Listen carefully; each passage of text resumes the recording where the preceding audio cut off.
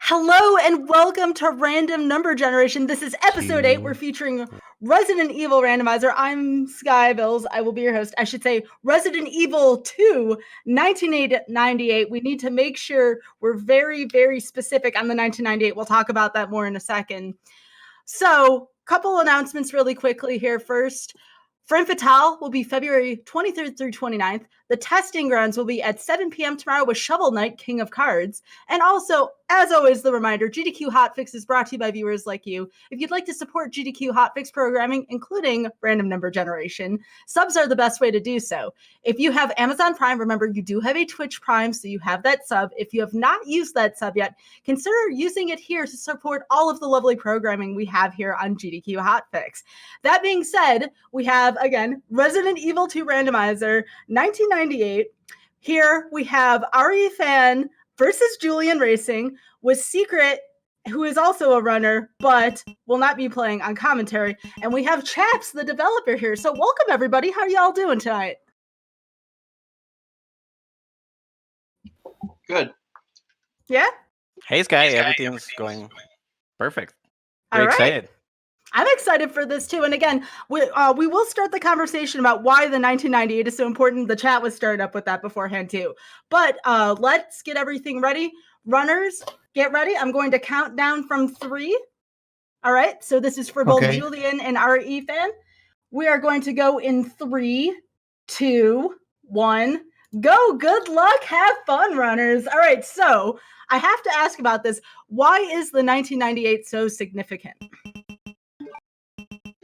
Probably because there's like a newer version that it's often confused with. So, I guess it's important to highlight the difference between the two. And are there any differences between the 1998 version and the remake? Did they do anything different with that, where even the randomizer might be affected by that? Yeah, I mean, the original version's significantly different because just like more old school. It uses like pre-rendered backgrounds, and it's not all connected in one map like the newer version is. So it's yeah, just like the game design is drastically different, I would say.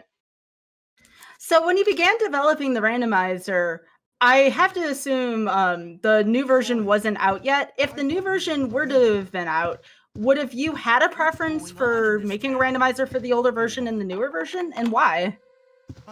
I'm a bigger fan of the older version, but yeah, I thought about making one for the newer version, but somebody beat me to it actually. So it's just the way she goes, I guess. How about you, Secret? Do you have a preference for either version, even as the speedrun itself, and maybe not necessarily the randomizer? Well, I think both versions are fantastic. Lately, I've been playing the remake one, which is the one that came 1 year ago, and I think they did a really good job. Although my heart will always be with the classic one because, like, I think myself and a lot of people started like playing this when they were young, and I think that's like we have like this nostalgic feeling with the game, so that's why I prefer it. I'm pretty sure many people just prefer it for that, but both are great games in my opinion.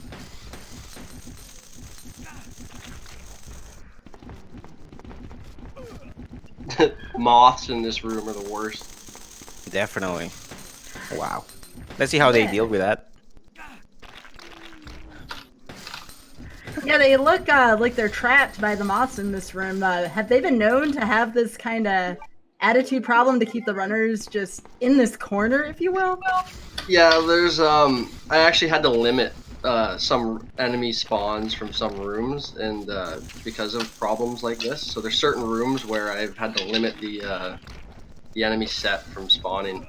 So there's like safer sets that can generate in some rooms, and then there's ones that are more free, I guess. Yeah, you can tell it's not going really good there on caution already. Being at the like second room of the run, it's gonna be tough. All right, so we have our first question from the audience today. So is this just an item and enemy randomizer? So basically, it's a command line program that lets you change the type of randomization that you want. So like there is item and enemy randomization, but there's also puzzle and other layout settings that you can toggle on and off. So it really depends on the settings that they chose. But from what I can tell, they have like the enemies and items and all that enabled. Oh, Julian already died. Wow. Well, it seems like it's gonna be really hard. These moths are mean. Yeah, like it could be really, really bad if they have like the mods at the beginning, because they are so big, so they don't let you like pass through, and that's a big problem. Yeah, both runners have started at the same time and they're on the same seed. So whatever obstacle one runner has, the other runner has as well. And this game doesn't waste time in letting the person know that they died, did they? It's just very much in plain letters Yeah. there. Yeah, well, we can see every fan died again, as well. I mean, but it's okay. They can just every time they die, it's just like a way of learning what's going on, and they'll use that knowledge to try to come up with newer strats and see how they can go. Yeah, I'm feeling pretty bad for them already. So another question here from the chat: are they playing the Japanese version for any reason? Who are you? What are you doing? Yes, the Japanese version. I'm a human. Well, there's like 3 specific reasons why we will want to play that on speedrun. The main reason is because the texts are scrolled faster, since in Japanese you can say like more things with fewer characters, so you're able to skip things faster. That's like one reason why it's in Japanese. And well, I don't know if you want to add something to that, chaps. I think the version is like more optimized as well. Well, I chose this. I targeted this version for the randomizer because it's just for stability purposes. Because the other US PC versions and stuff are kind of they're kind of less stable, and this is the version that more people in the modding scene seem to choose, and that's primarily why I'm using it for the randomizer.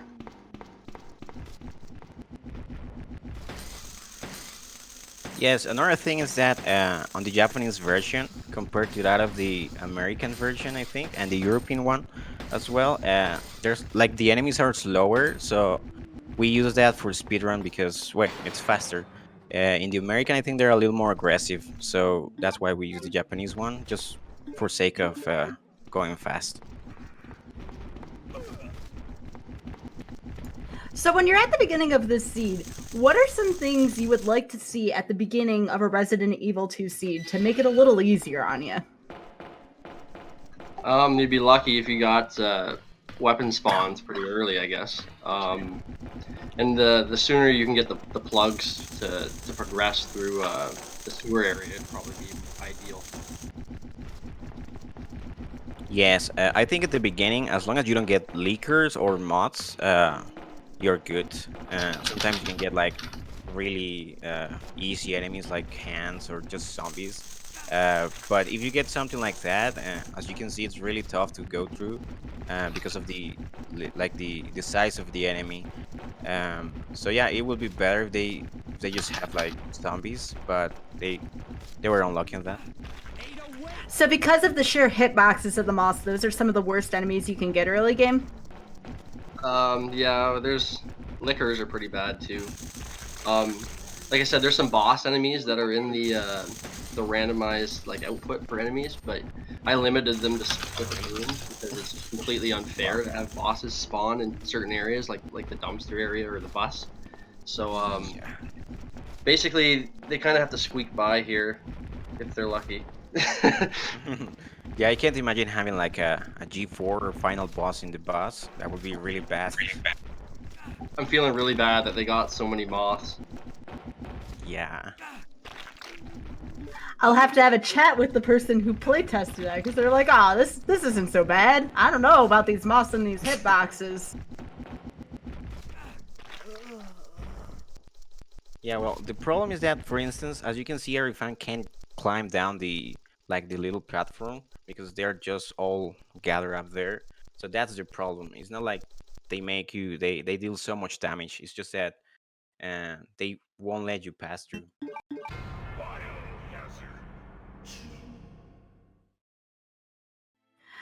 I don't know. The chat's calling out both runners right now, saying this is impossible. I don't know.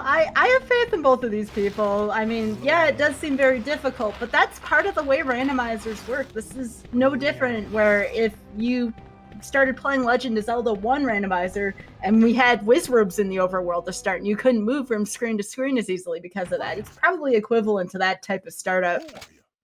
What are you doing here? I think they can push through if they get the right opportunity to run by, maybe. Yeah. Sorry. Yeah, no. I think The one of the the randomizer is What's going on in completable. this town? We know that for sure. Hold on. So let's see what they do. So they were asking, I don't want to give away too much because again, our runners can hear us. Why does one player have a weapon and the other runner does not? I think for now that's just personal preference. They start with the gun, like by default. Like if they want to shoot the mods, that's alright. It's not like Leon runs faster without the gun. It's the same speed, if I'm not mistaken. So just personal preference, not like any particular reason.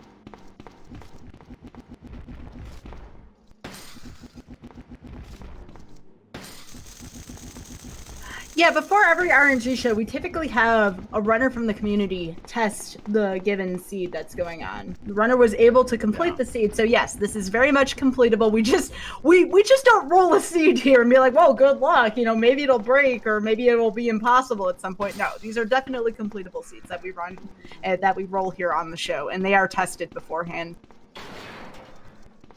Yeah. So what we can see on our fan screen is that once you pass like a threshold with Leon running like towards the boss on that gate, it like starts the animation of the mods jumping out the gate. So ideally, if they will have bullets, they could kill it. But as they don't have like anything. They have to go for just trying to dodge the mods, which is what they're trying to do, but it's not working.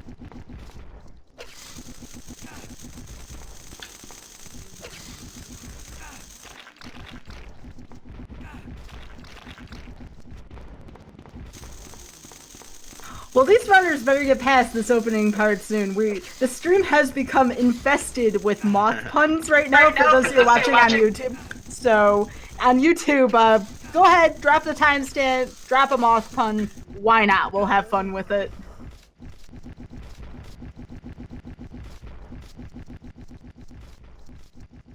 I think Julian's got it here. Yeah, well, he's in the boss. Let's see. Yeah, I think at the beginning you don't have that much bullets, so best thing you can do is just use your knife, which is like it doesn't work now; it's infinite. So yeah, Julian just made it. Let's see if we can make it to RPD.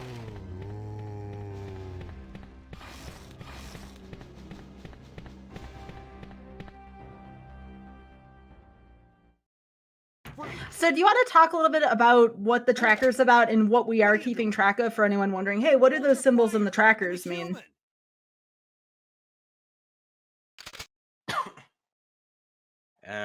Yeah, sure. Right, so we can see You were one of them. on Julian's and Ari fans What's like going on in overlay, this town?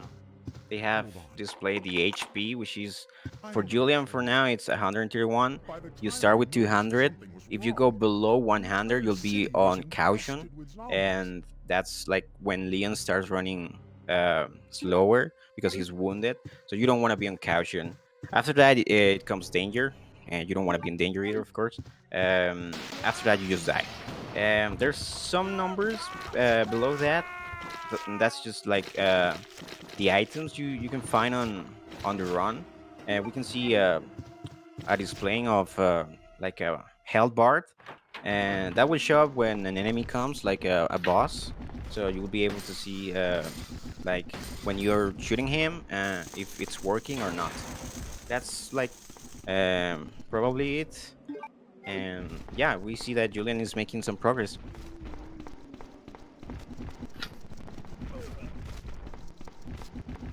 Yeah, to my understanding so far, in this community, by the way, shout outs to the RE2 randomizer, RE2 1998. I always need to make sure I specify that randomizer community. They did provide me with some reading material about the randomizer and what happens. And I think one of the best ways to kind of boil how do you know who's winning? That's the most popular question here on random number generation. And that's very difficult to answer sometimes. Just look at the amount of things that they have. And from what I was told, there's a specific name for them. That's why I'm looking here. So there's apparently 4 plugs. They're the knight, the king, the rook, and the bishop. The 4 items are necessary for opening a door to the sewer. But apparently, that's only half the game. And then once they're there, they're going to have to look for the MO disc or the MO disc. And then from there, I believe that's something that's very close to go mode, if I understand properly. Yes, that is correct. At the beginning, you are searching for 4 blocks, as you said. This can be like anywhere, so that's like what makes it really hard. So you need those blocks to open a door that will allow you to proceed. But if you don't have them, it doesn't matter what, you won't be able to progress. After that, you just need the ammo disc, which is at the labs, and once you got that, it's pretty much defeating the final boss, and yeah, that would be it. Yeah, so the 4 plugs, like it's generally a pretty linear game. So like I actually had to open up like a couple doors to make it less linear, and so that way I could randomize the key items across like a wider landscape. And but yeah, as soon as I get the 4 plugs, then they're basically in the second half of the game. So we have another question from the chat here. We have, are the doors random too, or just the enemies? I haven't implemented any type of door randomization for this game. It's definitely possible. It just seems like some kind of fresh hell that I don't want to bother with at the moment. Yeah, you have to remember these devs put so much time into this game already. I can only imagine what an entrance randomizer would do to this game. Yeah. Or how long it'll take. Oh wait, sorry, I gotta correct myself. There's actually 1 door that's randomized. So I made it so you could randomly start at the front of the police station or the back. So that's the only type of door randomization that I implemented. So you'll see them start at the back of the police station in this seed. Sorry about that. I thought you were one of them. What's going on in this town? Hold on. So while we're towards the beginning here, I love asking this question every time we have this show. What is the most impossible setup you've seen in this game? So that could be anything from just enemies, kind of what they've done at the beginning of this seed here, or what is the most ridiculous position you've seen a player in before? So like I was saying, there's a lot of problems, like kind of like what we've seen with the moths, where it seems kind of unfair. There's some enemy sets like boss enemies like Mr. X, and there's some liquor setups that were very cruel. So some rooms I had to implement a more generous enemy set for it to be passable, I guess. And there's kind of like a meme, like if you see Rebecca's picture, like sometimes people get Rebecca's picture at like random spots, and it's kind of like a meme. Yeah, we do love talking about memes from the games here. Are there any other types of memes that you kind of look out for when watching this randomizer or playing it? Yeah, having mods at the beginning. That's a big meme they're facing right now. As Chap said, I think if you have like leakers, that's really bad as well. The thing with leakers is that they're often like a lot in the same place, so you can walk, but as you know, leakers can see, so you can walk, and if you're like quiet, they won't be able to spot you. But anyways, because there's like so many leakers, and they'll probably get you. So I've seen some crazy randomizers where there's rooms full of leakers, special leakers, and that's really hard to pass by. So where are these moths normally in the game? Because I see they're quite a nuisance, especially in the beginning. They're usually in the lab area in the end. So they're only in one room in the vanilla game. So this seed was just unfortunate enough to generate 3 or 4 of them in a few different rooms, like 3 or 4 sets of them. So yeah, that's fun. So they're almost like mini bosses from the sound of it. Who are you? What are you doing here?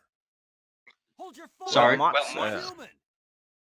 Yeah, they're like, you know, an enemy that's tougher than the rest. Something that you would consider to be a mini boss, especially if they only appear in like a room or two this entire game. One of them. Kind of, yeah. I'd say they're more of like a mini boss. Hold on.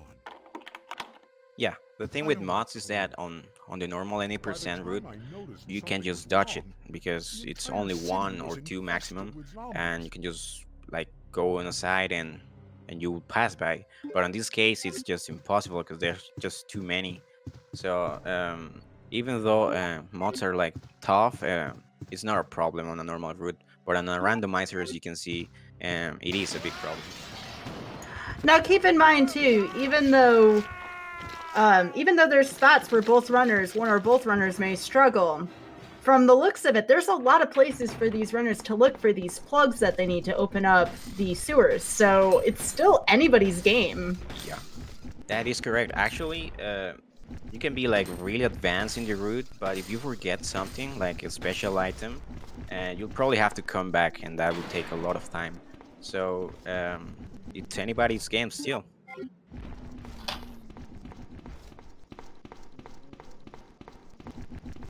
Also, I'd like to add that yeah, in the vanilla game, you can't really like once you make it to a certain area of the game, you can't go back. But I've made a lot of the doors so like you can warp back, kind of. So like it's kind of like I made the map more seamless. So just in case a player forgets something crucial, they can go back and look for it in all the general spots.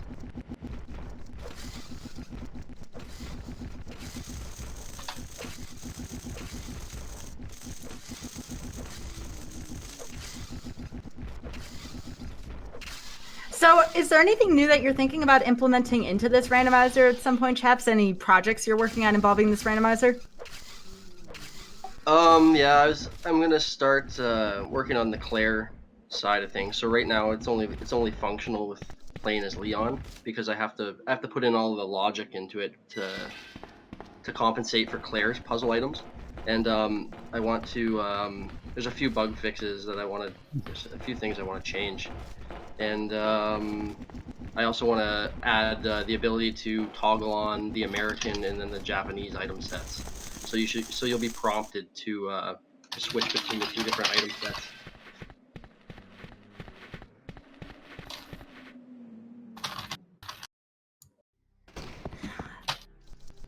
So someone had asked before, and I think this pertains more to the vanilla version of the game. Has any of these runners done a deathless run of the game? That would be something that I would definitely ask them at some point.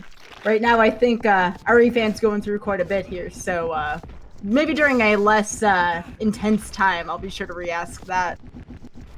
I think there's a lot of skilled runners, like speed runners in this community, and I've seen people play these and they do pretty well. There's a few runners I've seen get through entire seeds without dying or using a lot of saves. But I guess it also depends on how cruel the enemy setups generate. Yeah.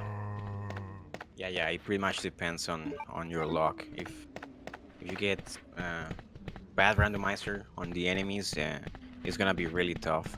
But yeah, as Chap said, there's plenty of like really skilled players. I think Mr. Bagbazoob has complete some seats without dying. Carcinogen as well. So yeah.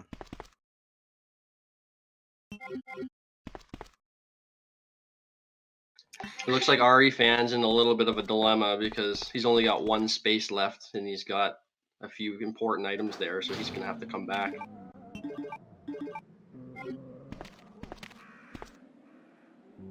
Besides the moss, which other enemies are pretty difficult to kill? I'd say the liquors and ivies. Yeah, the ivies. Pretty tough to deal with. Yeah. Well, with the ivies, you can dodge them, but it's a little hard. But it's really risky because if they get you, you have a chance to mash. If they get you, you can mash your directional and action keys to get rid of the attack. But if you don't, they will deal a lot of damage. So they are actually really tough as well.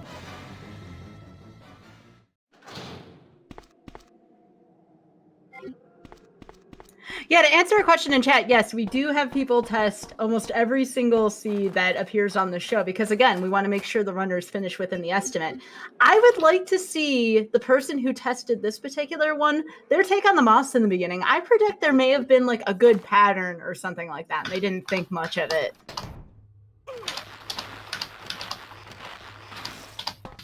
Well, actually, I think the Mr. Xenochrome, who's in the chat, I think he tried his seed and it took him a while and a lot of saves.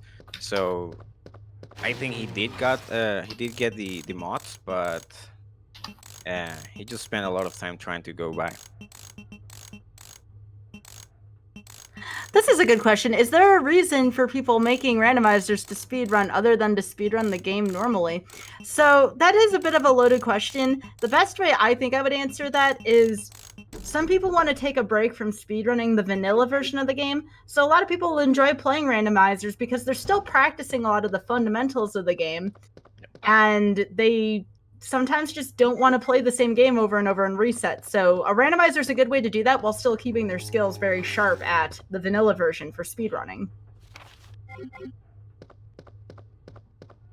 Yes, Guy, definitely. I mean, I'm a speedrunner of the any percent route, the vanilla version, and I can tell you it's really tough. After a while, like the game is so optimized now that you have to grind the game for so long to, I don't know. I think the last time I grinded the game, I grinded for 1 month just to get like a 1 second PV.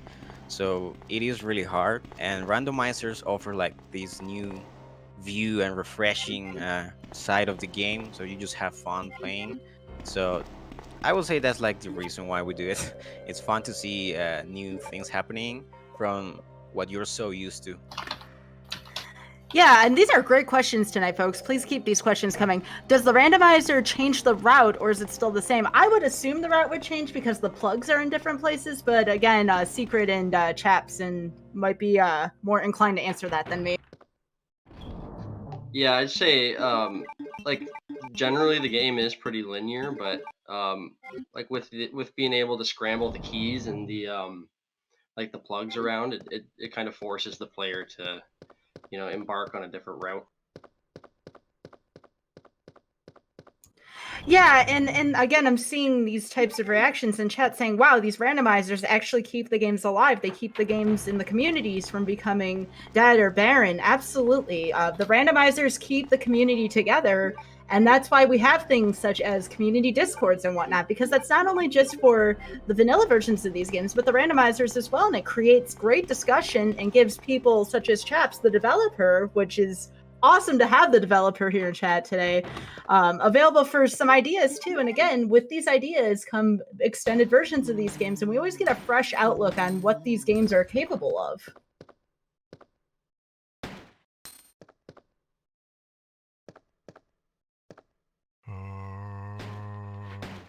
And from what I can understand too, I believe, and this is one of the reasons why the 1998 is important, I believe there is a randomizer for the remake version as well. So again, just depending on your preferences, some people really love this classic 1998 version and what it can do. Yeah, there's been one created for the remake already. I think the developer's name is Ben Powell, and Yeah. he's made him for another game as well. Another I think I think it RE1 was remaster. Yep, remaster. on that note, Chap, Secret, or even RE fan, if you're not in heavy traffic here, can you all think of some shout outs for the community or the people behind the Randomizer community?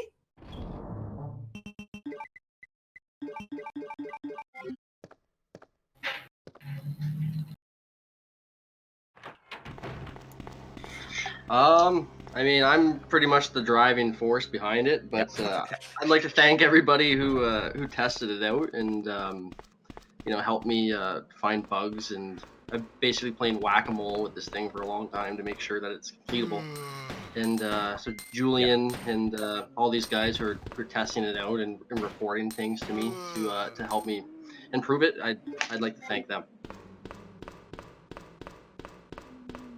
Yeah, and again, I can't stress this enough. This is a community that approached me with a bunch of information, and this is the most I've ever received when looking at a pitch for a show, but it was just full of PDFs and explanations, and I just really appreciate that organization. It gives me an idea of what to expect on the show, and certainly it couldn't prepare me for everything, because the beginning of this, I was really impressed by the beginning of this. I know a lot. I know our runners may be like, no, I don't want to see anything like this again, but it was really cool to see what happens when you receive the worst case scenario at the beginning of a seed.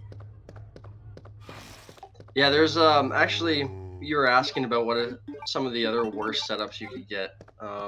At one point I had the alligator boss in random rooms, but Wow. it was basically a one-hit kill. So like you could walk into a room and just die. So like I had to remove that, obviously. Yeah. And yeah, there's some enemies actually that I wanted to include that just didn't work. Like they're too hard coded for specific events, so it made it impossible to throw them in the Pokeball of enemies, I guess.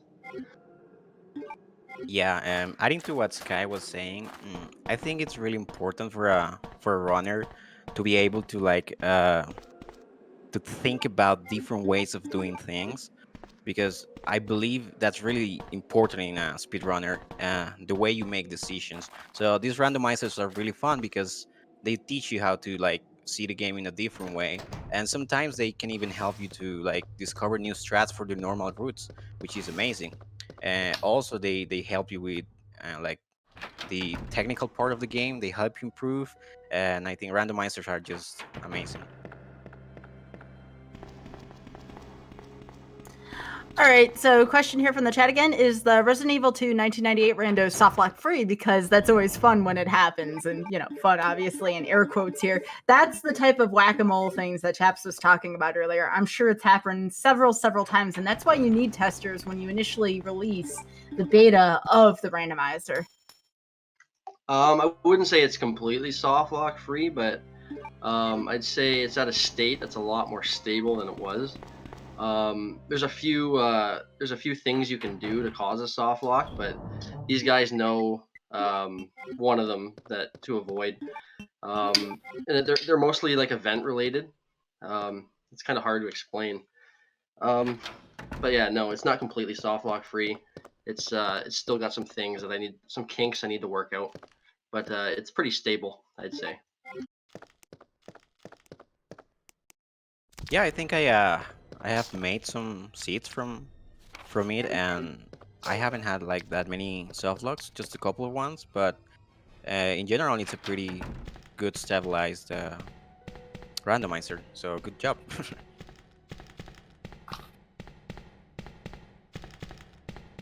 So how does the save system work within the game and then within the randomizer, out of curiosity? Because I know we saw that beginning with RE Fan. So hopefully there's some kind of save in place so we don't have to worry about going through there again with limited weapons, etc. I think the save system works fine because as soon as you save the game, it's saving the randomized output to the save file. So when you reload the save file, the randomized output's still intact. So it's pretty consistent regardless if you save or not, from my understanding.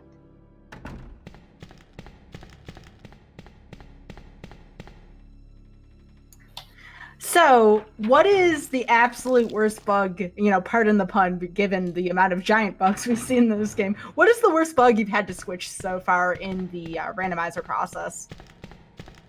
Well, obviously, I had to keep in mind where certain key items land. So I had to make sure I basically had to add like a kind of an integrity check on certain items to make sure that they land within specified ranges so that they're obtainable. So that's obviously the big soft lock killer.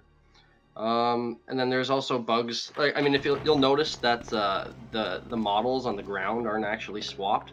So like it appears that they're picking up like a herb or something like that, but really it's a different item.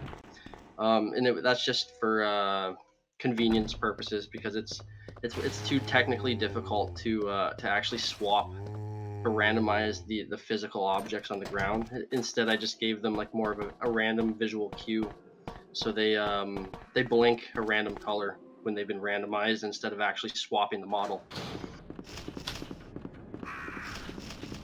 So you had mentioned before, what was it, a crocodile or alligator that you had to make sure didn't appear too early? Was there anything else that you may be considering or did have to get rid of enemy-wise towards the beginning of the game? Yeah, there's 2 boss enemies. There's like a G mutant, and then there was the alligator, and they seem to be very event specific, so it would cause a lot of crashes, or the G mutant would cause a lot of crashes, and the alligator would just it would basically kill the player as soon as you collide with it. So if you have a room full of alligators, it was basically killed the fun. Yeah, that makes sense. You don't want to have a room full of insta-kills where you can't move around.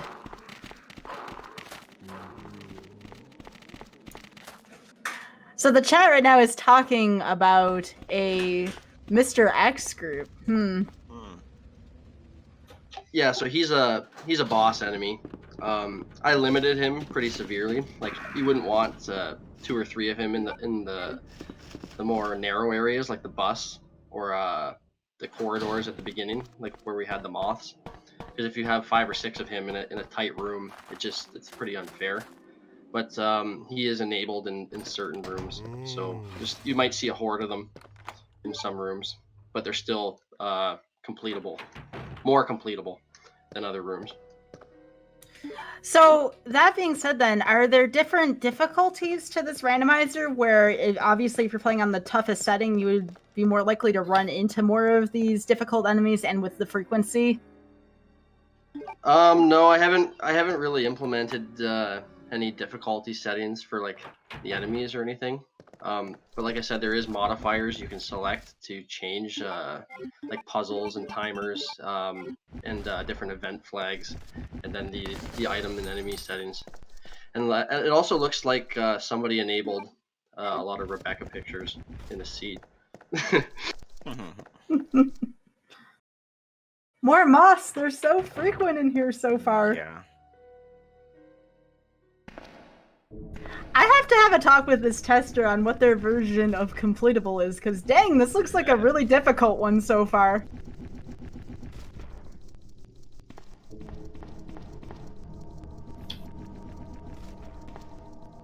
Yeah, so the Mr. X, as you can see on Julian, that's a complicated part because when there's so many, they can like spam you with hits. So once you receive one, another one is gonna be like ready right there to give you another one. So if you're not careful, you can easily die with the Mr. X. They have a big hitbox, and it's like really problematic there. So Julian was lucky. He's making some good progress. For now, I think he is ahead of Arifan. So let's see how Arifan answers back.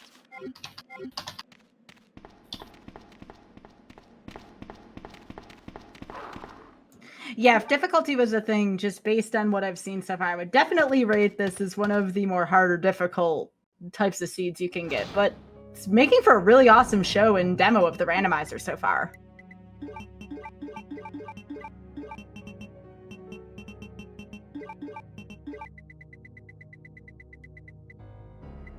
So again, we're not talking about the progress of the players as much because one of the runners is here in the voice call with us, so we're just kind of talking generally about the randomizer and the different facets to it right now. We're not going to talk too much about specifics.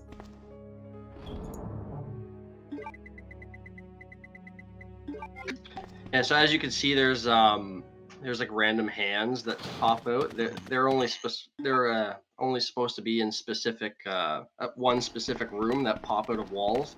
But since I threw them into the mixture of possible enemy sets, they're basically invisible hands that just kind of pop out of nowhere. It's just kind of like a funny thing. They don't really do much damage to the player. It's just more of like a inconvenience.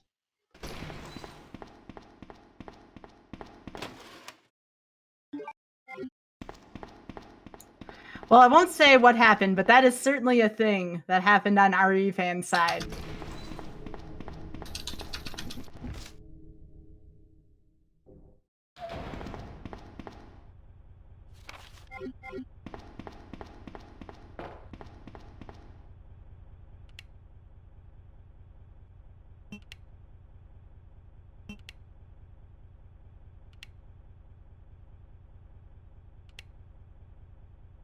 It seems like Julian's got 3 plugs already. I think, if I am not mistaken. So he's making good progress, and just missing one plug, and he'll be able to go for the sewers to face G mutants, and then just put the plugs and keep going. He's doing some great progress.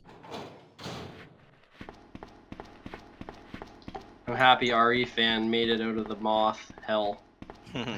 Yes.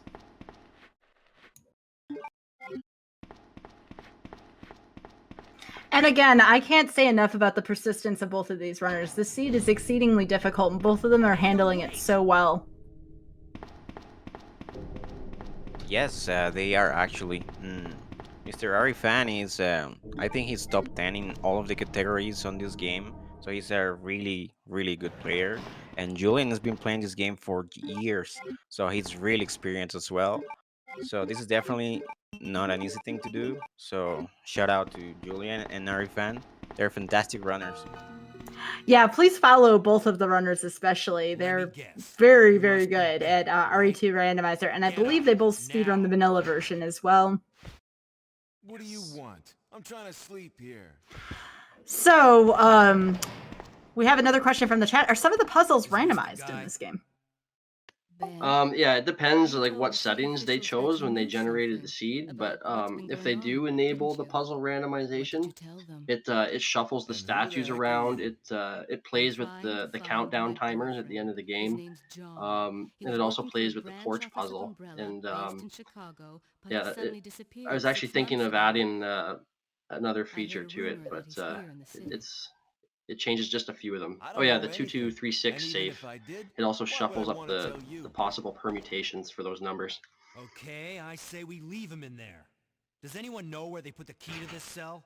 Yeah. So as Chap said, on the usual combination on that save, you have to go 2236, which is the normal combination you have on the any percent version, or on the any percent fruit, I should say. But it's randomized, so the permutations are like it can be any number with the space you have. Like you have 2236, so that's 4 spaces. It's randomized, so you have to like try every single combination with. I think, if I'm not mistaken, it's from 0 to 9. Or I don't remember. No, it's every permutation of 2236. So it could be like 6223 or like. So I think there's like 14 or 15 that's correct. combos of 2236 you could do. So like 3226 or 6223, but it's all using the same numbers.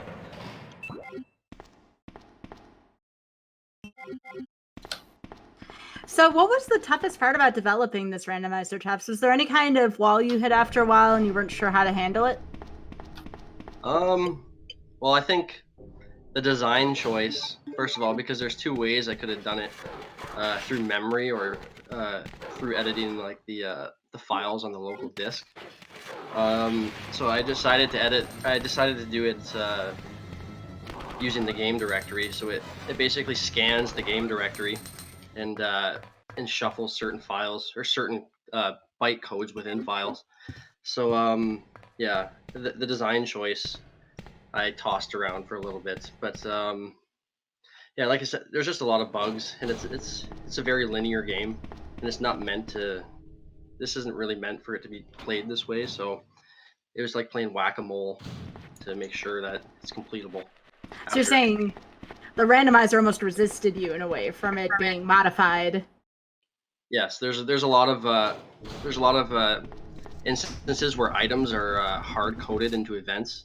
So there's a lot of manual patching I had to do in certain areas to make sure that items even could be randomized. Because there's some items that resisted being randomized, I guess you could say.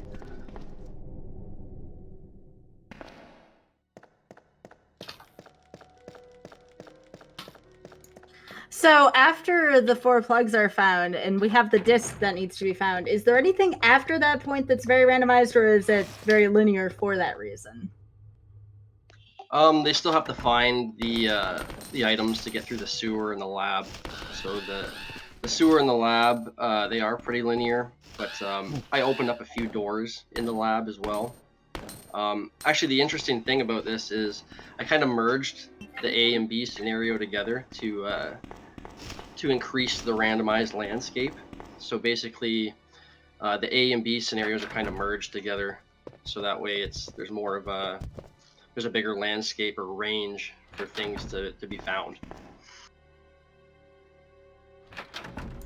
Yeah, I think this is actually inspiring me. Like, I would love to see the seed tester play this and see some of the hardships they faced. It's something to consider for the future, for sure.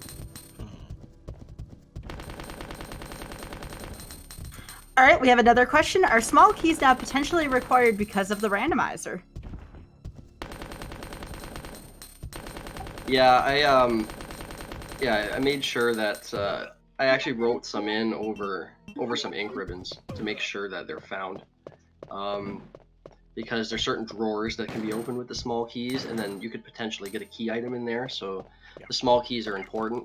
And I kind of did the same thing with the films, because instead of the films returning useless photos, the films now return potential key items as well. Yeah, basically you have to search out for every single item, because if you miss something, as we said before, you'll have to come back, and that will be like you lose a lot of time, and you may have to like face potential hard enemies. So this is what like I think they're trying to do, trying to find every single element to make sure they're not missing anything important.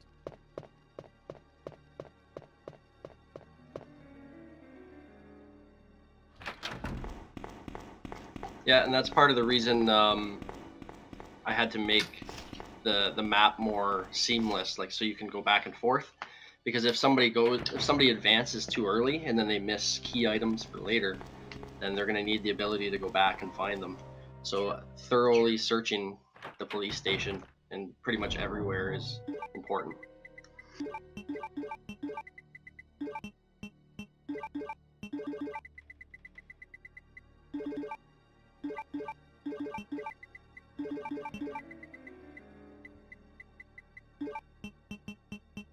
So I'm trying to determine for myself right now the answer to that question. Who's in the lead right now?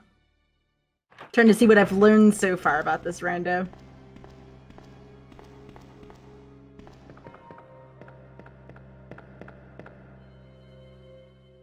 Although we have no clue what types of enemies lie beyond, the point both of these runners are at. So it's difficult to tell basically up until who finishes, because you don't know if they're going to run into some sort of wall. Another thing I'd like to add, so just even though the enemies are randomized, in some cases the layouts will be randomized too. So like there's A and B scenarios that have different enemy layouts. So I randomized the event script so that way you could potentially get a randomized layout from the Hunk Tofu scenarios or either A and B scenarios as well.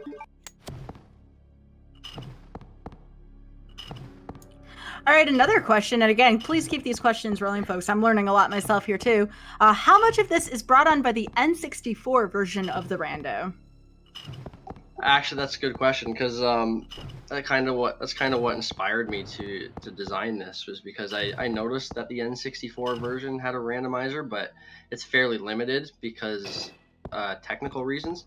So I think that they kind of gave us kind of a cop-out version of it on the N64, but I kind of wanted to make a more fluid version, I guess you could say. Okay, and how long of a time did it take to make the randomizer? Again, from the chat, great question. I think I started it in the summer of 2018, and I've kind of just been periodically chipping away at it at my own leisure. Yeah, so I'd say I've been developing it for almost 2 years now,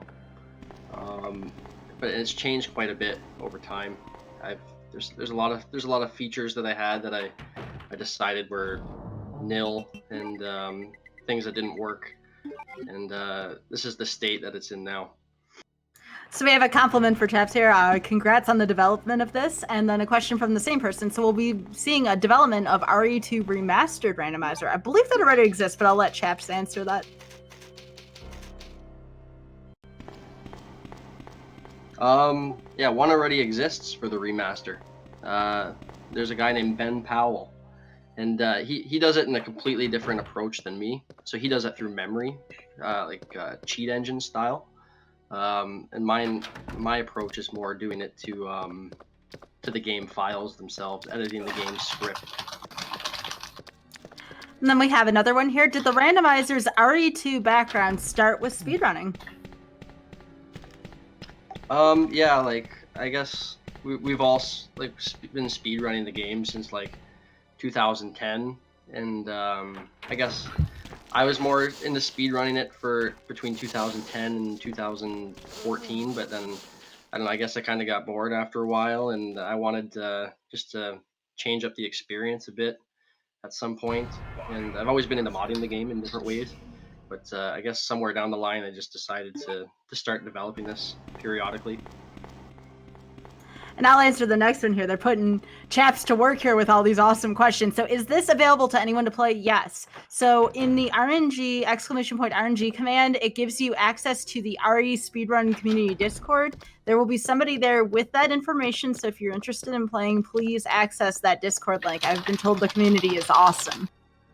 Now back to the questions about the actual randomizer itself. How did you start developing this? Is it a coding background to understand it? That is actually a pretty common question about most randomizers. How about this randomizer in particular? So yeah, like obviously the game's information that I'm manipulating isn't like in plain text or anything. Like you have to, basically I've reverse engineered a lot of the game's script. So converting, I have certain tool sets that convert the game's bytecode to human readable text, so that way I can analyze the game's script and manipulate all the functions in the game to get the result I want. So yeah, I have a fairly decent coding background, I guess you could say. Yeah. Yeah. Oh, go ahead, Secret. I think, Chaps, are you working on a RE3 randomizer as well, if I'm not mistaken? Or... I actually, I've been kind of working. I have one in the works for the Resident Evil Outbreak series, and then I also have I have an enemy randomizer for Resident Evil 3 that I've started, but there's a lot of bugs and it's not really playable at the moment. So we're not going to see that for a while until I consider it to be in a more stable state, because it's no fun, you know, just giving people and stuff. Yeah, well, hopefully you'll finish that, and I think people love RE3 as well. It will be great to see it here in the GDQ as well. Yeah, chat was saying RE3 is already random enough. It is. That's true. That's very true. That's why I chose Resident Evil 2 first. All right, another one. Vanilla RE2 gives you enough ammo to kill most things, even if you have to wait a while to get it. Will Rando give you enough ammo to make action an option? Well, I actually randomized the quantities. So, so every ammo set has a minimum and maximum quantity. Like, so handgun bullets, the minimum would be 1, and then the maximum would be 15. So every random ammo set actually randomizes the quantity between its minimum and maximum range. And this one I'm actually curious about too. Is there a reason the runners are changing their costume? Does it heal them? No. So that's purely cosmetic then? Yes.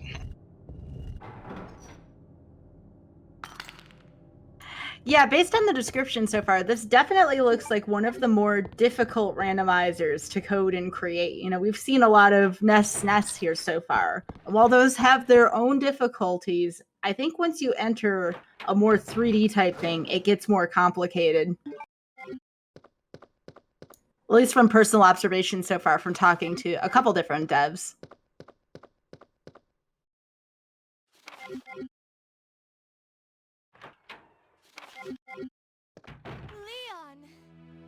Now I want to look up a little bit about RE3 and why it's ready random.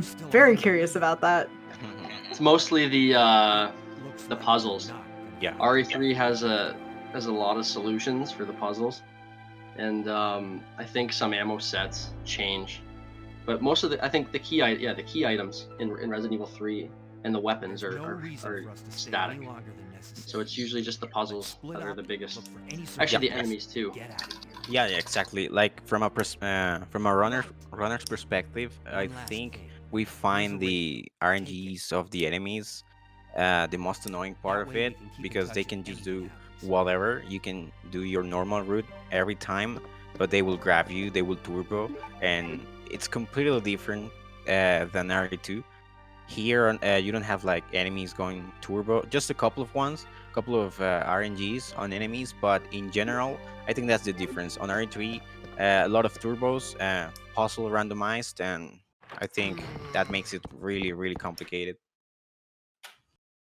Yeah, we were talking about this a little bit earlier from the chat. They wanted to know, is the Claire model randomized? Right now, I believe it's just Leon. You mean like Claire scenario?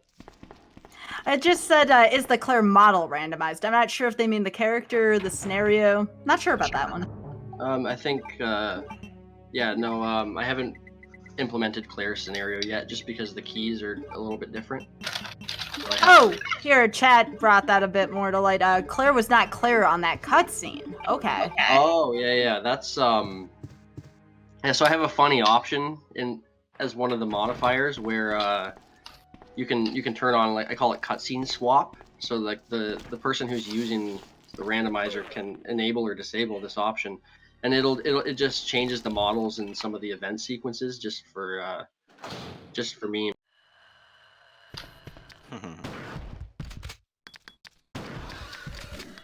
Yeah, well, we can see Julian on this fight with Birkin. He's trying to kill him with the knife. I guess he doesn't have enough ammo, or I don't know if he just wants to show off. But I think he's low on ammo, so he's trying to use the knife. He's a really good runner on the knife-only categories. There's knife-only categories for this game. I think he's top 10 in all of them. And as you can see, what he's doing is he's knife him Birkin twice, and then he moves back and he tries to dodge. But it's really hard. As you can see, he's been dying there for a while. So let's see if he can pull that off.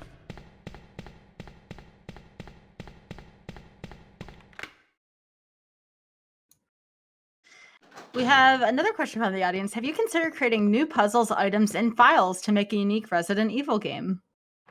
Yeah, so actually there's a few guys in the there's a modding community actually for this game.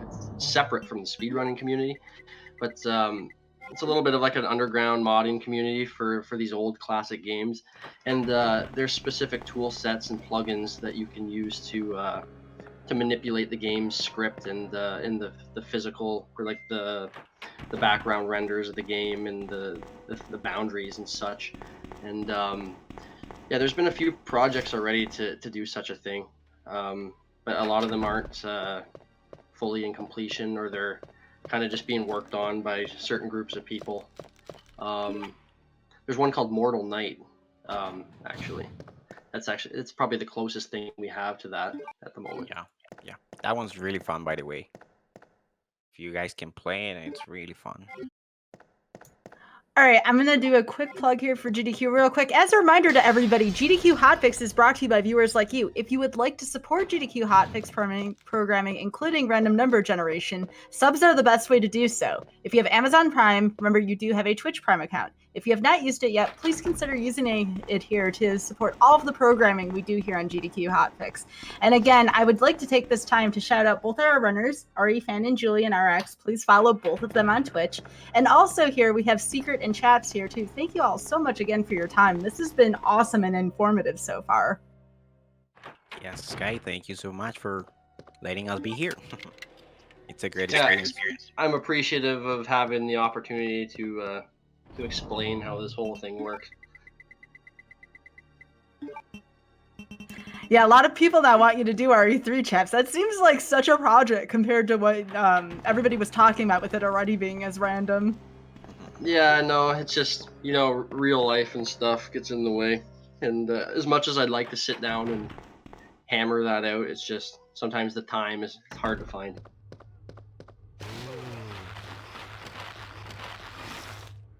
Yeah, a lot of devs, I mean, when they have their spare time, they're not spending it playing games per se. They're spending it trying to get rid of bugs or try to develop new ideas.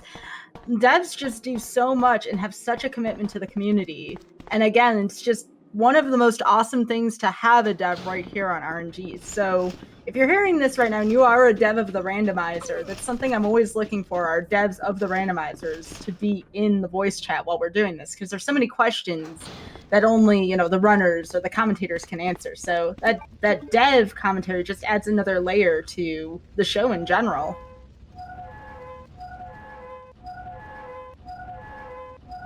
Right, speaking of which, another question. Was the game coded to where the bosses can be random? Yeah, so basically, well, it depends on the options that they chose when they generated the seed, but yeah, you can get a mixture of either the A or B bosses in two of the boss sequences. And like I said earlier, a lot of the two endings are actually merged, so they're going to go through the A and B endings in sequence.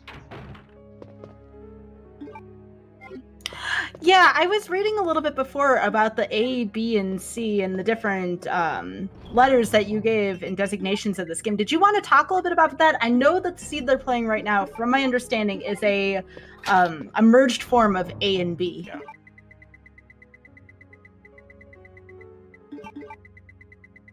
Yeah, so basically, like the vanilla game, you do the A scenario, the game saves and registers your progress, then you start the B scenario. But I've kind of merged them together to defeat some of the linear restrictions, I guess you could say. And it's such a linear game, I wanted to widen the landscape of possibilities for item locations and such.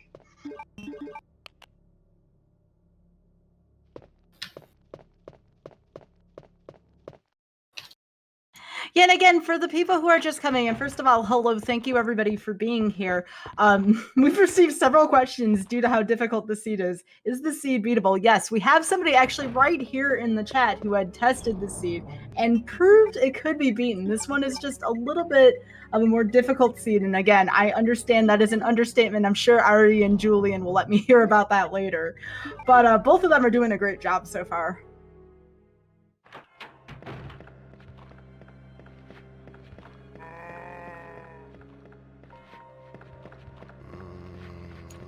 But yeah, it's no one thing that luck can beat it, because there's a question here I'm referencing in the chat. How do you know if a seed can be beat? Are there restrictions in place to ensure that the game is playable, or is it just luck? I mean, obviously, we're going to find seeds every now and then in any randomizer that has some kind of soft lock component or things like that. These randomizers have been out for a fair bit. We've had testers, and then we have a specific tester of the seeds. So there's many different layers in which we're checking to make sure these seeds can be completed.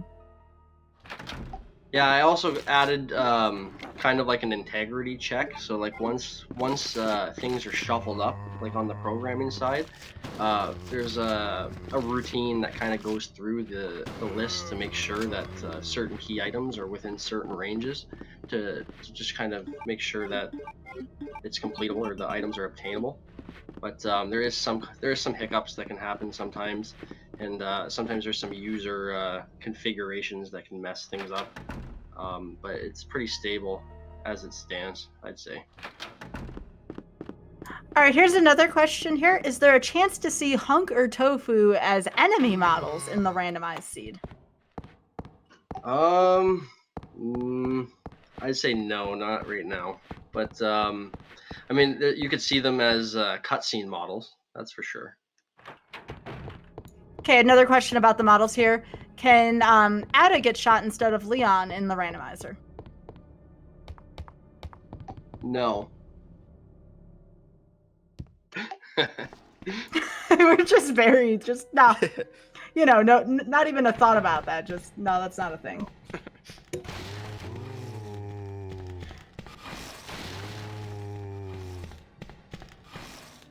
How do you pronounce that? I'm seeing someone say A. Oh, the spelling in the chat. ADDA. Ada. Ada. Okay, I sound silly now. Okay. Thank you. Yeah, the chat's really interested to hear about the integrity checks and what goes into that. And again, that's something that every randomizer dev has to do to make sure a seed is completable, or as a matter of fact, to make sure that a chain of seeds are completable. If there's one error that takes place, it's going to not only affect one seed, but many types of seeds. That's why, as Chaps was talking before, we have that whack-a-mole effect to make sure specific bugs are taken out, not necessarily to fix individual seeds.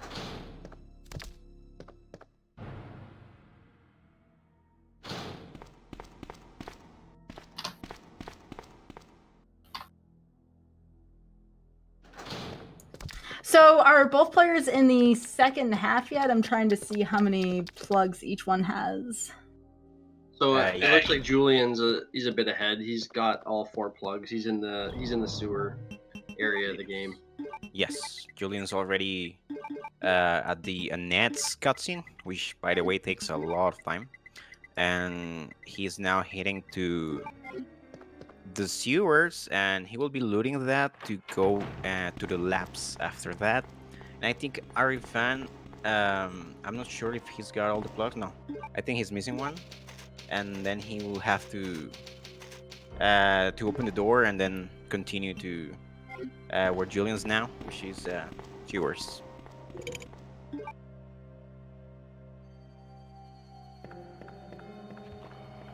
Is this the longest cutscene in the game, or are there ones even longer than this? I think this and the Ada cutscene at the end are the longest. I'm not sure if I'm mistaken. I think they are. I think the Ada cutscene at the end could be a little longer, and it's like really annoying because when you're like in PvP pace, you have to see all of that, which takes a lot of time, and like you're really nervous. So it's really annoying to have these cutscenes, to be honest. But they're always good. They're useful, so you learn the dialogues. That's what we do. So, in the vanilla game, Secret, what would you say is the most difficult part of the game, and how does the randomizer potentially amplify that difficulty? Let's see, on the vanilla. Well, this game has a lot of technicity, so you have to do, if you want to like have good times, you have to do good lines, which means how you move forward, how are your like, what's your movement like. You have to do good movement, and your inventory is really important as well. And those things don't really matter on the randomizer, which is interesting. I think what matters most on a random is like what decisions can you make to progress as fast as possible. Sometimes you have to do that on the vanilla version, like you have to decide what to do sometimes, because on the vanilla version you're just going like in a linear thing, and the game is just linear and you have to do the same always. But on a rando you have to take more decisions.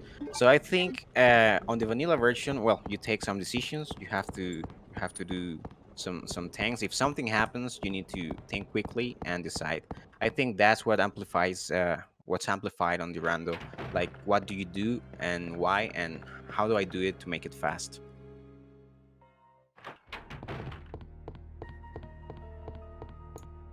It's a good question. Are the spiders randomized in this game? I mean, we've seen moths in random places, so I can't see why the spiders wouldn't be randomized, but maybe they're particular to a certain part of the game.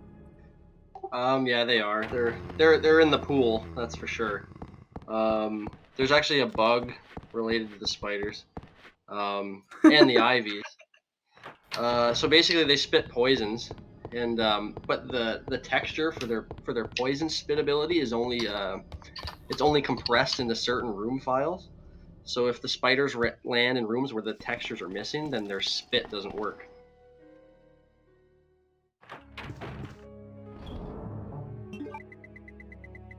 That would be in the favor of the player, though, if their spit doesn't work. Yep. I actually plan. That's something I plan on fixing. I'll have to like dynamically recompress the poison sprite back into the room files where spiders land. This looks like a really bad spot for an alligator. Yeah. So what you do on here is the same thing you do on the vanilla, which is you wait for the croc to take the pipe, and after he has it on its mount, you shoot. If you do it before, you'll miss the shot and he'll get you.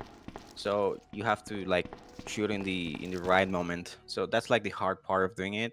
There's a fast strat in which you deliver the pipe super fast, and the alligator thinks he's gonna attack you, but he thinks the pipe's not there, so he takes it and then you shoot it. That's basically what you have to do, and it's not easy and requires a lot of time to get that right.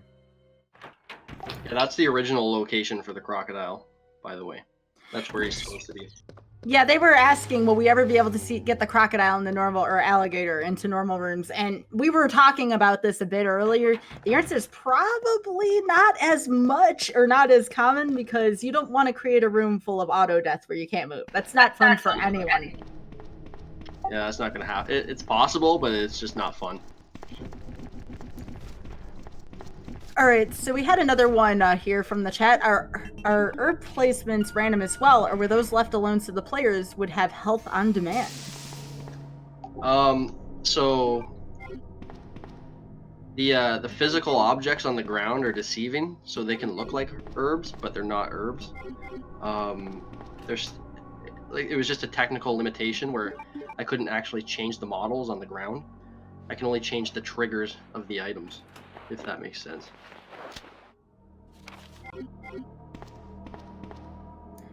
Chat's talking about hugging the giant moths. We saw enough giant moth hugs earlier. You want to go back and watch the VOD? You'll see plenty of moth hugs in the first, I don't know, 10 minutes or so. Yes, we're all past that. It was a difficult part. They died a lot. It seems like anyone would, even seasoned runners there. Yeah, this isn't for like the faint-hearted, I guess you would say. I mean, you gotta have a little bit of persistence if you're gonna try and push through this. Yes. Compared to like if you're just gonna quit when you die right away.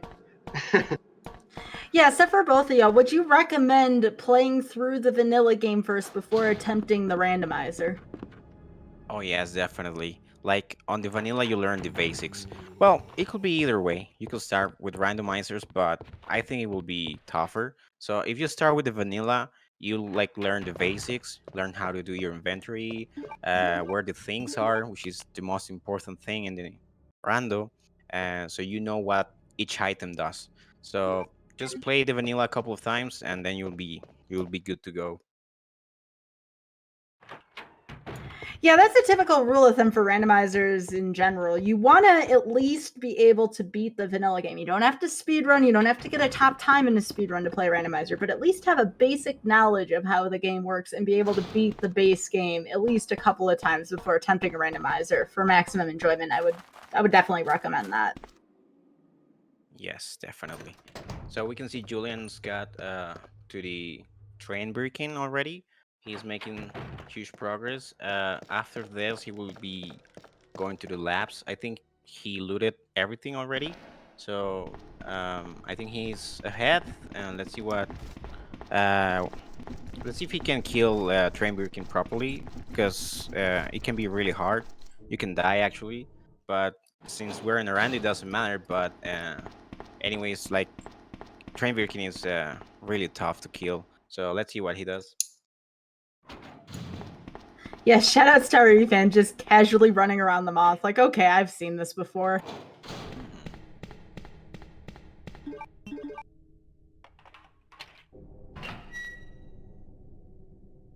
Another question, if you are stuck and cannot find an item, are there any hints?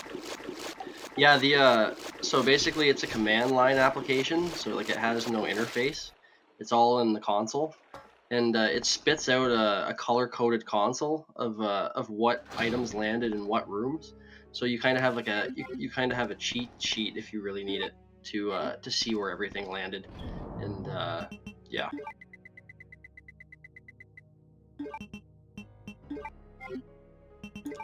All right, another one. Are there any sequence breaks in this randomizer that could be considered in logic by the sanity checker? I don't think I understand the question.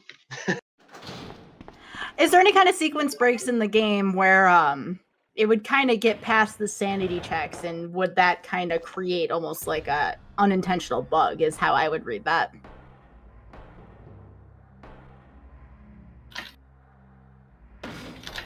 Yeah, I mean, there's one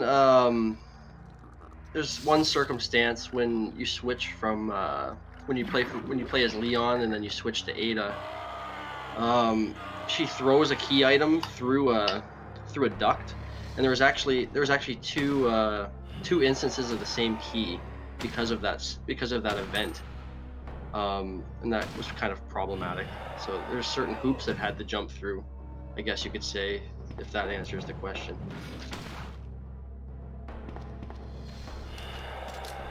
Everybody seems so surprised by multiple Mr. X.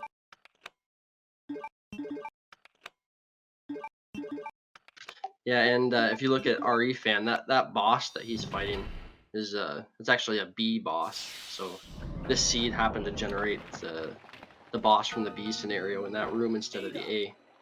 Yeah, on the A you will have the G mutant, which is like a embryo that has grown.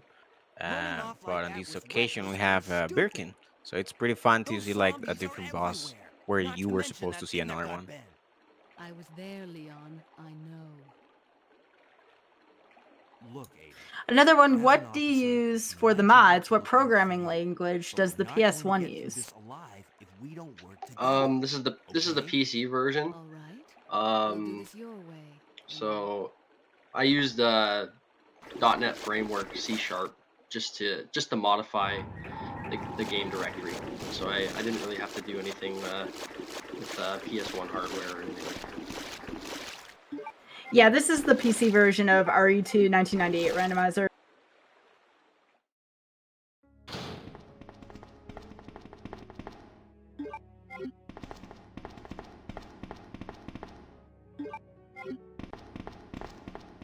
A lot of obstacles here in the second half of this rando so far. A lot of people talking about, multiple Mr. X's, for instance. And then, of course, we saw the vanilla alligator.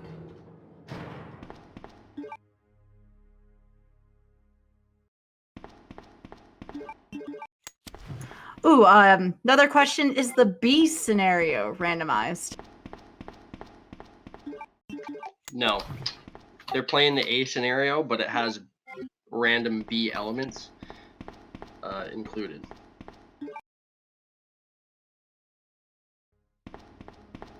So now Julian is at the Birkin Fight. He's gonna have to kill Birkin with the Magnum. I think he's got enough bullets.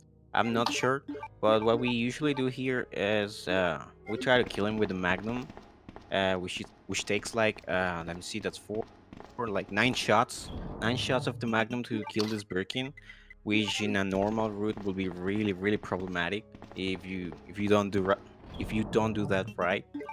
But I think Julian is gonna try to knife him, so I don't know what's gonna happen.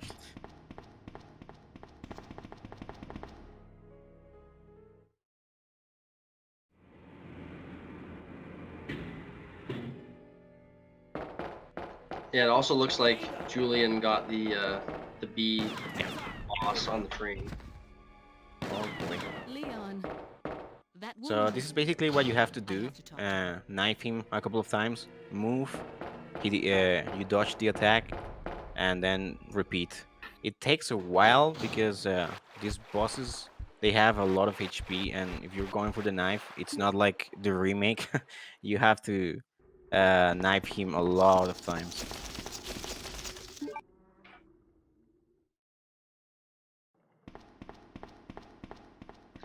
Yeah, Julian has some brass stones doing this. Yeah, yeah. He has a lot of experience in that, so he's doing really good actually, except for that. But yeah. Ada? So Julian is doing something very dangerous right now. I've heard that name before. Yes. Now Yeah. I remember. One of the men from Chicago who came to assist the T-virus research used his girlfriend's name as his password. Let's see if he can pull it off. I believe. He's doing How really did you good. know? Who are you? It's not easy. You have to Annette like Birkin. learn My the husband is correct the timing of the boss. It takes a while. But as we say, Julian's been playing this for a lot of years. He became one of So, those zombies. oh yeah, he got it. trapped He in got it. doors. Nice. And although I regret this, you Julian just made that look should really easy. Yeah. I won't let anyone take the G-virus away from me. G-virus? It's capable of creating the ultimate bioweapon. Its potential is even greater than that of the T-virus. Yeah, there was no sign of panic or anything there. Julian just did what needed to be done and got out of there as if it was nothing. My husband. Yeah, he knows what he's doing. And it's That's for all sure. Umbrella's fault. None of this would have happened if they hadn't tried Yeah, to steal we the see secrets away Ari from Fan. him. It's reaching the net cutscene, so he's not on sewers. He'll probably have to loot everything, and then he'll be So those rats were the fighting carriers of the that virus. Birkin again. As a But now result of Julian's at the Osiris labs, and which is Beast's the final stage of the game. William Shatner Here lost it's in just the about fire. getting He the was a human by now. ammo disc, Even and then worse, every that's, like, G-virus pretty much it. bioweapon, including William, has the ability to implant embryos into If others. only we heard the audio on And Julian's the end. offspring. That would be awesome. I would have liked to hear it for that last fight in terms of what Julian had to say about it.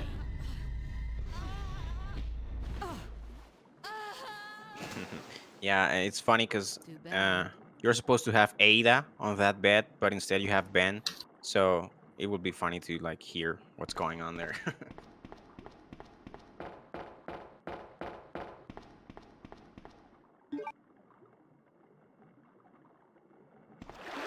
Here's an idea here from the chat. Would be interesting if the boss had random weaknesses or resistances.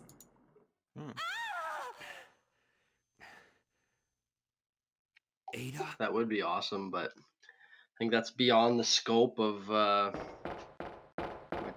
tangible abilities with this game. Not only that, doesn't this look difficult enough? You can't imagine adding more to it. Like, Yeah. Yeah, he wants more difficulty. I mean, most randomizers, they target items or one specific thing, but I've went through the game's event script myself, and I've randomized pretty much everything I possibly could get my fingers on, basically.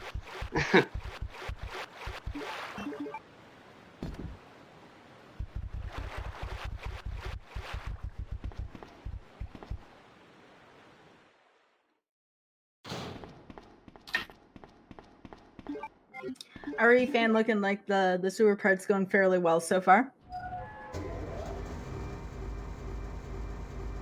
Yeah, and Julian, I think he already has the ammo disc. So I think he's pretty much good to go. He'll probably be missing a plug for the end after you kill the final boss. Well, not the final boss, G4. So I think Julian is about to make it. It's just about killing the bosses, and that's it. Let's see what happens. Yep, you just when Julian's getting close to finish, let me know when to stop Julian's timer. Yeah, sure.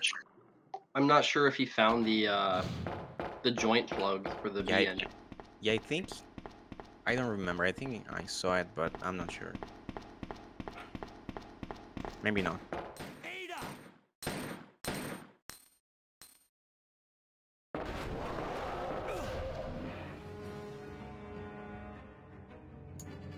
Here comes our Ethan with the gator.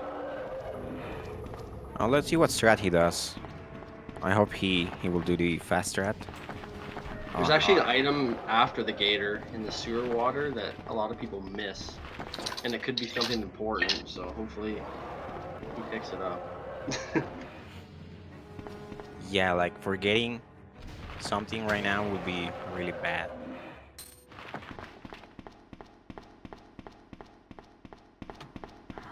Another question here for chaps. Is it possible to mess with things like audio files, maybe to mix up different cutscene audio, music, or other audio cues? Yep, definitely. I've actually thought about randomizing certain background music or just Leon, cutscene cues just to kind of make the game This bullet hilarious. wound isn't making things any easier. But in due Look, time, Leon, it might happen. I'll patch you up.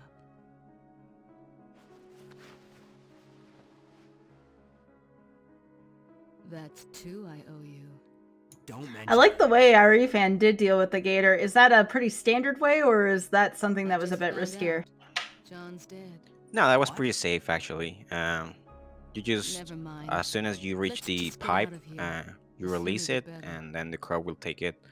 The harder strat is when you are really close to the pipe and you release it right in a specific frame where the croc is moving its head. If you release it at the right moment, and that will like be faster, but it's really hard to do. So I guess they just went safe.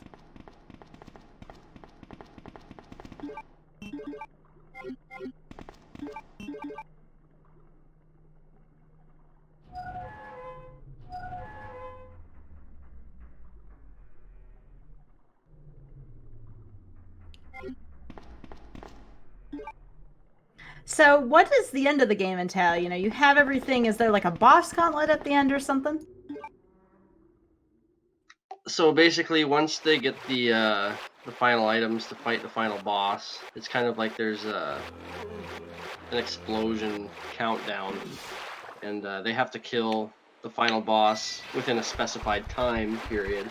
But I randomized the timer, so the timer could be very stiff or it could be very generous, depending on if they enabled the puzzle randomization or not, which I think they did. So I'm not sure what their timer is going to look like.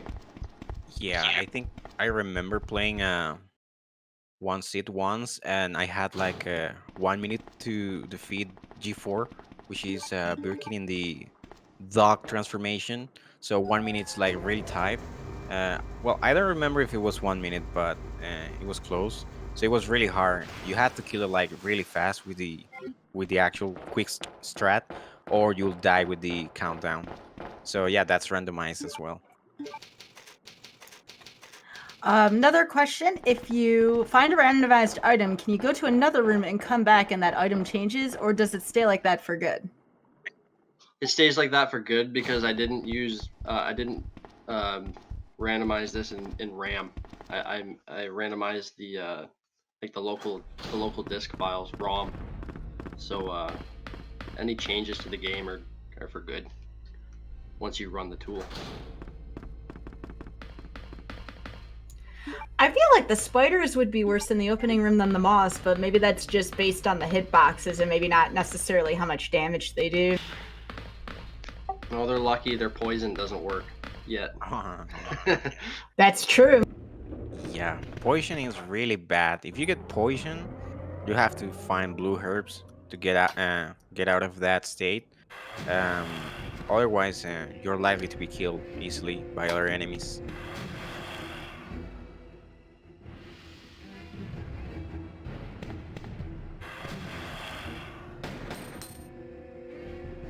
Did Julian die? Yeah, At least saved. I think when he saved, he had really low HP, so that's a problem. That does give our fans some time to catch up. Yep.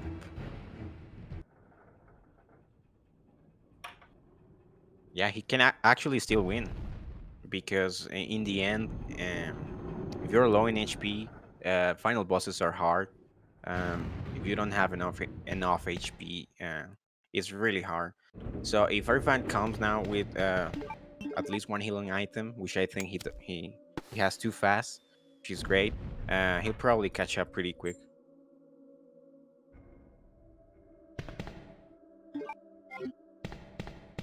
That's something I'm really enjoying about this randomizer so far is it doesn't seem, even if something really bad happens, the other player can catch up because of things like that. Yeah, it's kind of anybody's game, depending on how they handle it, I guess.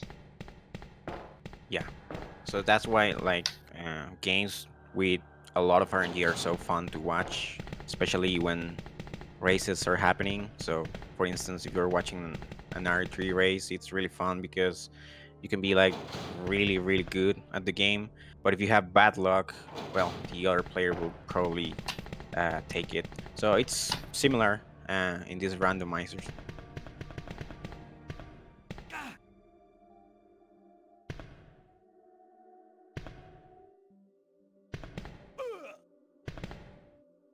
Yeah, so Julian's in a room that normally you can only open in the B scenario, but I opened the door regardless, and there's an item in there that you can retrieve.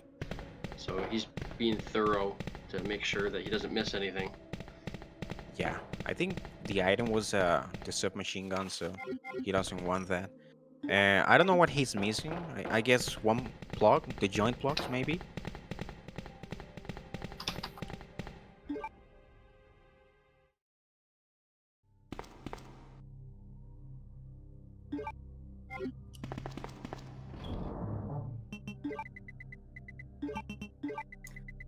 Yeah, I didn't even think about this till now.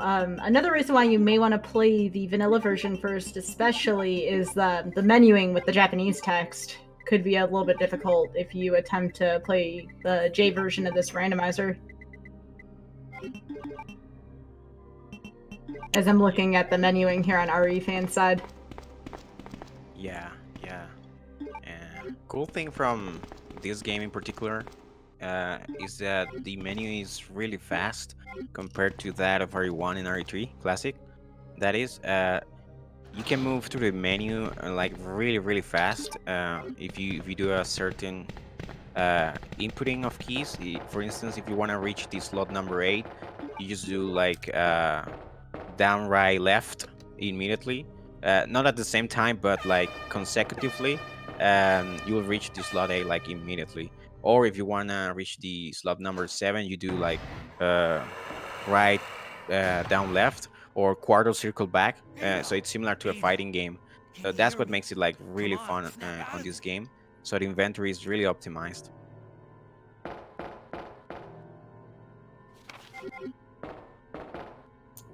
Kind of anxious to see the timer now on the final boss after Chaps hyped that one up. I kind of want to see a tighter timer.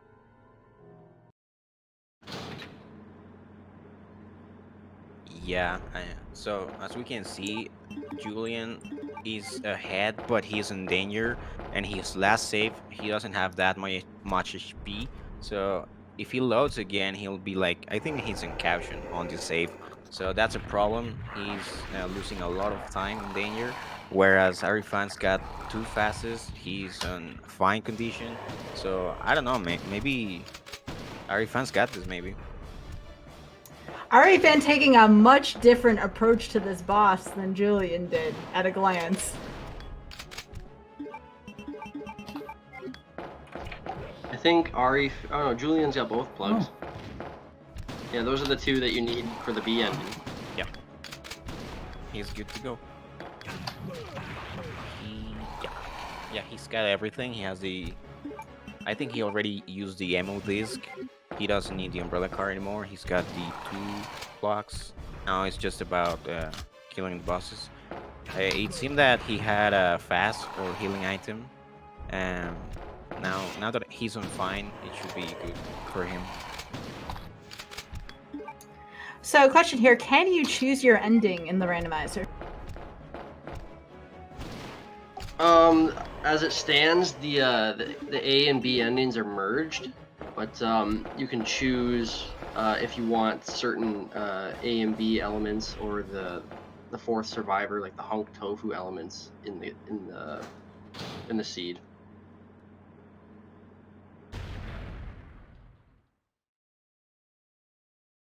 Don't die on me, Ada. Come on. Yeah, Wake so up. now Julian is Come against on. the Birkin G4 version, which is actually the final boss on the A side of the game, only on A, and he just killed him. He had the Magnum with the enhance. So, oh wait, no, that was the first transformation. Now, this is G4 in the dog transformation. It's really dangerous. Welcome It's not back. that hard, but it can be really dangerous if he grabs Hey, you. take it easy. He can deal a lot You're of inside damage, Umbrella's so secret you don't lab. want to get grabbed by I'll go him. find something to treat that wound. So Oh, just rest Julian here just in the got meantime. grabbed by him. He's gonna I'll be on only danger slow now, you I down think. with these injuries. So let's see if he can handle it. Save yourself. I told you, it's my job to look after you. But you'll be in danger if you stay with me. I know I've only known you. So it looks like he didn't get the time. tightest I timer, really enjoy being with you. but I... it's fairly generous. I know I'm not capable Yeah, of actually. caring about anyone. How much was that? Like 3 minutes or something? I Yeah, understand something like you. that. I think the worst one you can get is like a minute and like Wait here for Yeah. me. I'll be 15 right seconds or something. Yeah. So now Julian's gonna use the plugs, and he has to face one more boss, I think. I don't know if it's one or two. We'll see. But the timer is going fast, so let's see what happens. See, this is where the two endings merge. So once he gets to the end of the hall here, he has to complete the B ending as well. And this is why finding the B key items are important as well.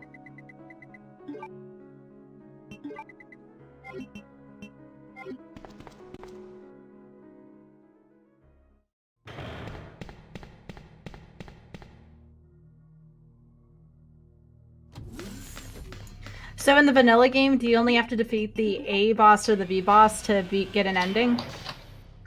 In the A scenario, you only fight the boss we just witnessed, and then once you get to the end of the hall, that's it. But in the B scenario, you only fight the boss that he's approaching now. But I've kind of merged them together so that there's a bigger landscape of things to be randomized.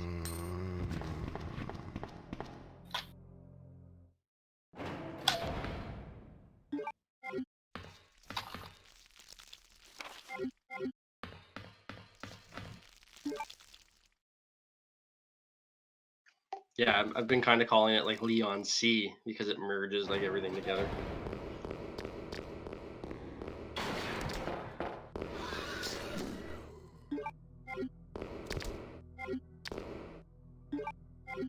Yeah, and to reiterate, it's important to note that RE-Fan's running much faster than Julian right now, given the current health situation. So, little by little, RE-Fan's making up some time.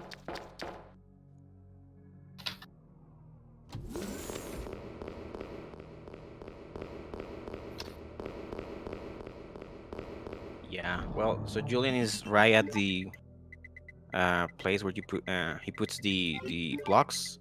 After that, you just come to the next room, fight the boss, and that's it.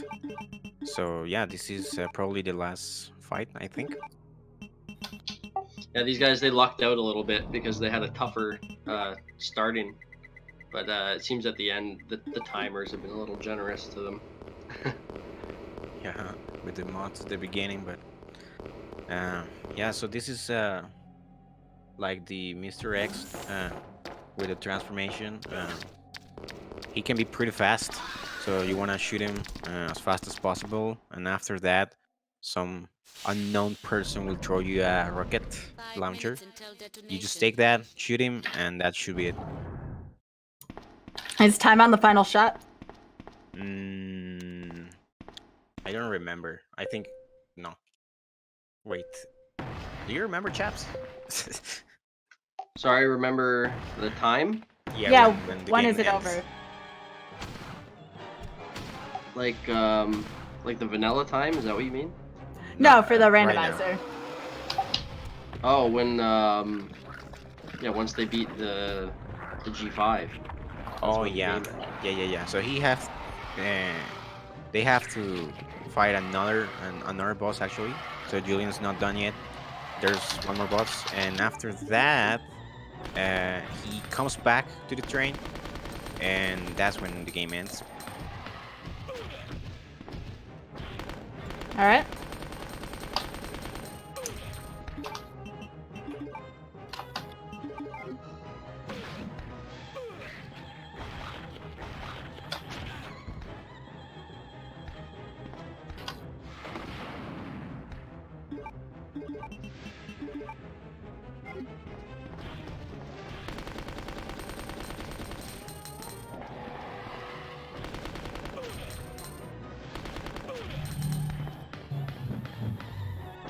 There's actually a funny like when Ada got saved at the end there, when Leon was carrying Ada.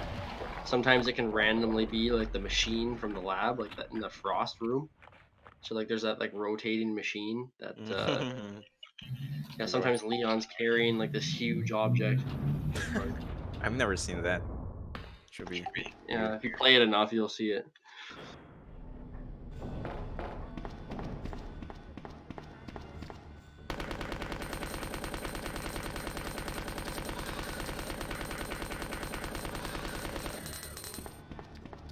So many timers at the end.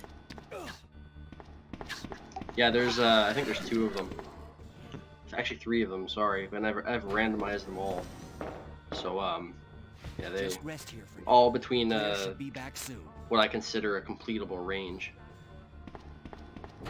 Yeah, I think Resident Evil games are known because of the timers at the end. There's always a timer at the end.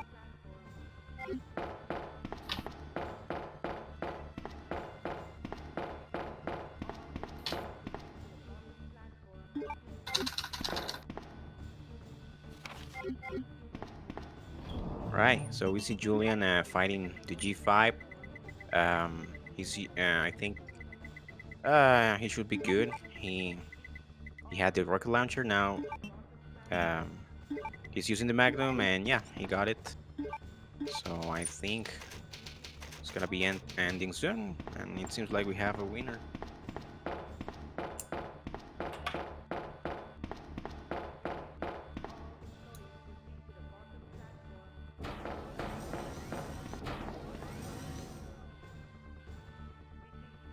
All right, just waiting for this to end to hit the timer.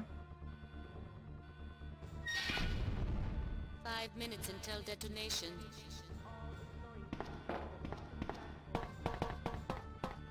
Time for Julian. 1:40:57. Congratulations, Julian. Can we get those GGs out for Julian? What a run, considering how difficult this seed was.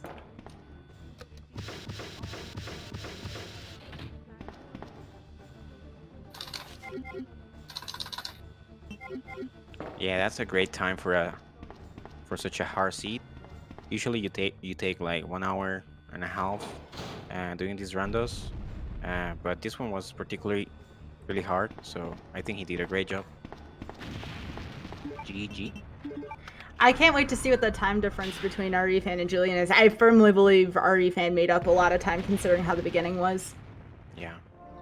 Yeah, I feel really bad with that the moth outbreak he had to deal with. As a randomizer player, when you play rando, you always have to accept that sometimes you just get the worst case scenario, and just playing through it just helps you prepare for the next time something like that might happen. Yeah. Actually, just being able to finish these randos is like crazy. You really need to know your game. So, shout outs to Julian, and I'm pretty sure fans got this as well. So yeah, great race.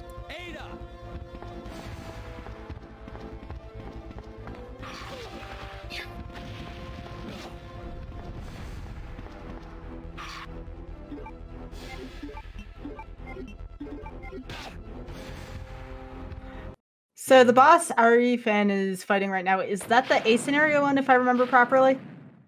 No, that's the B scenario. Oh, the B So scenario one. The last two or the bosses are part of the B scenario, and the first one that we seen was part of the A scenario. Okay, that makes sense. So this was not that far removed at all. No, not at all. Mr. Arifan just defeated the Mr. X, but now he's in danger.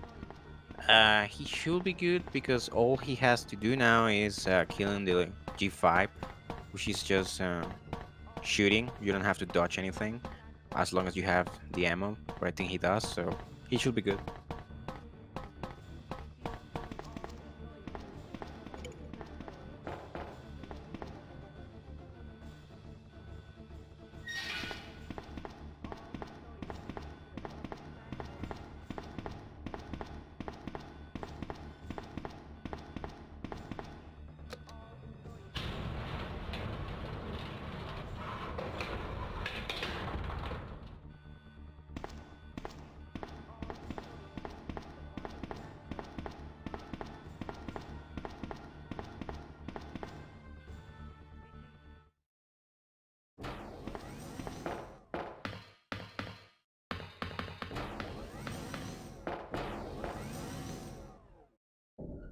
Oh, one thing that we didn't consider is the timer for Arifan. I don't know if he's gonna make it with that time. I think, What was that? I don't know, let's see. He may be able to do it. Yeah, I don't know. Biohazardous outbreak Close. imminent. The emergency system has been activated. This At least he has a train will rocket. detonate. Yeah. Repeat, this train will detonate. What's wrong? Okay. No, so he had like 45 seconds, but now the timer resets again. So he should be good, right? Yeah, I think the timer resets right here. And it gets to the third timer.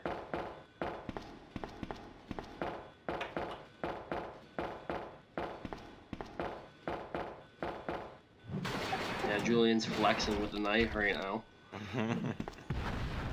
What can we say? He likes.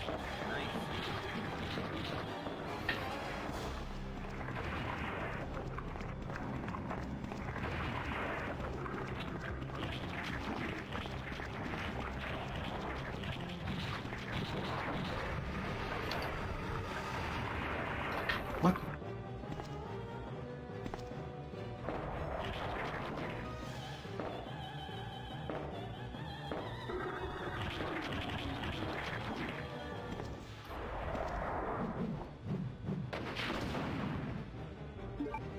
Yeah, according to the chat, Arifan made up like 10 minutes. It's really impressive.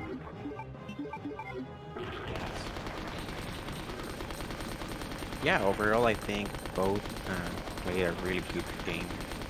So just remember, it's not easy. You really need to know how the game works if you want to complete these randos. And Arifan got it. GG. Let's see. So after this cutscene, it will be time. Okay.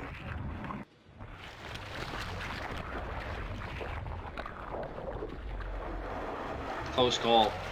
Yes, sounds close. Oh my goodness. Oh wait, he has to go out of the train. There. And time.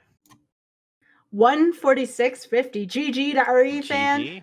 Get out those GGs, folks.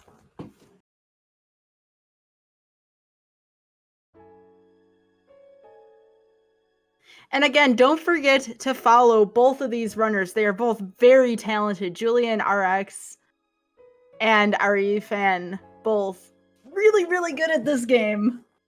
And considering how the beginning is, a 6-minute differential isn't that bad. Good on Arifan for really stepping up and making up about 10 minutes or so. All right, so again, too, I would like to, in addition to the runners, thank Chaps and Secret both for being here. You both were wonderful, and Chaps, continue to put work into this randomizer. A lot of people were enjoying this, and thank you for all of the hard work you put into it. No problem. I appreciate the opportunity to demonstrate it and explain a little bit about it, and I guess it's just cool to have the opportunity to do that. So thank you guys very much, and yeah. Yes, thank you so much, Sky. It was wonderful to be here. Let's hope for many more events. Thank you so much. Absolutely. And for a few announcements here before we close, remember that Frame Fatale, also known as Frost Fatale, is February 23rd through 29th. The testing grounds will be tomorrow at 7 p.m. right here on GDQ Hotfix with Shovel Knight, King of Cards. And remember, as always, GDQ Hotfix is brought to you by viewers like you. If you'd like to support GDQ Hotfix programming, including random number generation, subs are the best way to do so. If you have Amazon Prime and you haven't used it yet, please consider using your Twitch Prime sub here. Thank you so much to everyone. We're going to take a quick break, and please stick around because we're going to do a pretty awesome raid here. The next episode of Random Number Generation right now is slated, because I announce this at the end of every episode now, if I have one for the next time, which we do. It will be February 18th. That's in 2 weeks, as we're every other week here, and that is going to be Final Fantasy 1 Randomizer. So we're going to be talking a little bit about that. We'll have fun with that in a couple weeks, folks. For now, I'm Skybilz for GDQ Hotfix's Random Number Generation. Take care, folks. And again, please stick around for the raid. Take care, everyone.